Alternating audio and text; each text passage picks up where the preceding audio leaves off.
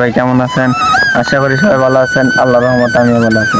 চলে আসলাম আমি রিফাত আপনাদের মাঝে নতুন আরো একটি ব্লগ নিয়ে। চলেন ব্লগটি শুরু করা যাক।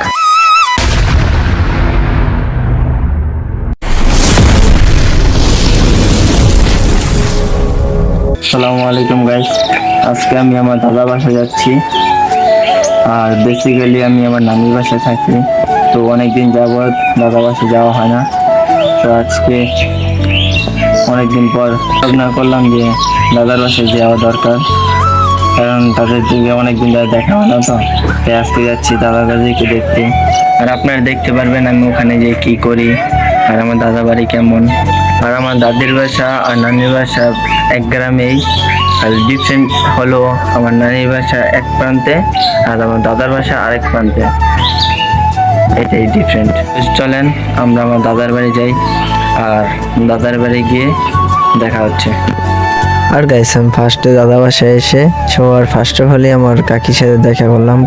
আর এসে দেখি দাদি রান্না করতেছে, তাই দাদির কাছে বসে কিছু কথা বলতেছি।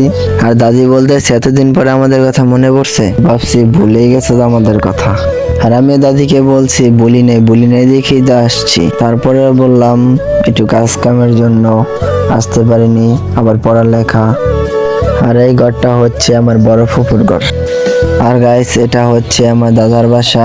আর এই পিচ্ছি যা দেখতেছেন সবই হচ্ছে আমার কাকাতো ফুফাতো ছোট ভাই বোন। আর গাইস এখন আসরে আজান দিতেছে, তাই মসজিদে চলে আসলাম। আর গাইস এখন আমরা ওযু করে মসজিদের ভিতরে চলে আসলাম। আর গাইস এখন নামাজ শেষ করে আবার চলে যাচ্ছি আমার দাদির বাসায়। না বাইরে বলতে বাইরে তুই অনেক জায়গায় বেটা তো 5-10 মিনিট বই করে যাই আমরা।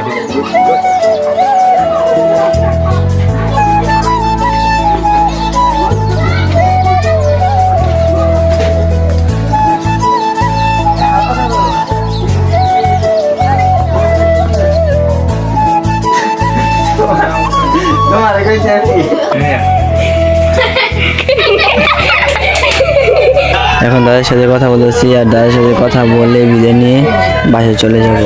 আপনারা তো দেখলেন দাদা বাড়ি গিয়েছিলাম, আর যাওয়ার পরে কিছুক্ষণ বিশ্রাম নিলাম, তাদের সাথে কিছু কথা বললাম। তারপরে একটু পরে আজান দিয়েছে, পরে নামাজ পড়ে আবার কিছুক্ষণ কথা বলে তো তাদের সবার কাছ থেকে বিদায় নিয়ে এখন বাসায় আসলাম। তো এখন বাসায় যাব, বাসায় যে ফ্রেশ হয়ে তারপরে একটু বিশ্রাম নেব। আর বিশ্রাম না শেষ হলে ইফতারের সময় হলে ইফতারের প্রস্তুত করব।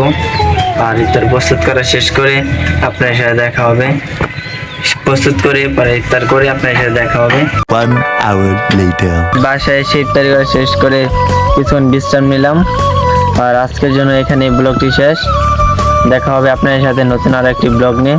তো সবাই ভালো থাকবেন, সুস্থ থাকবেন। দেখা হবে আপনার সাথে পরবর্তী আর একটি নতুন ব্লগ নিয়ে। তো সবাইকে আল্লাহ হাফেজ।